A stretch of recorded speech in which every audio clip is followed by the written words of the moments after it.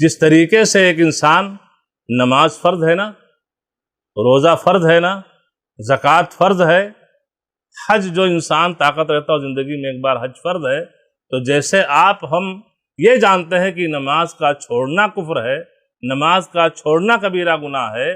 ऐसे हर मर्द मोमिन को ये चीज़ भी जानना चाहिए कि ऐसे बाप के मरने के बाद उसकी प्रॉपर्टी में जहाँ भाई हिस्सेदार होता है, बेटा हिस्सेदार होता है, वहीं बेटी का भी हिस्सा है और ये फ़र्ज है। जैसे नमाज छोड़ेंगे आप गुनहगार होंगे, ऐसे अगर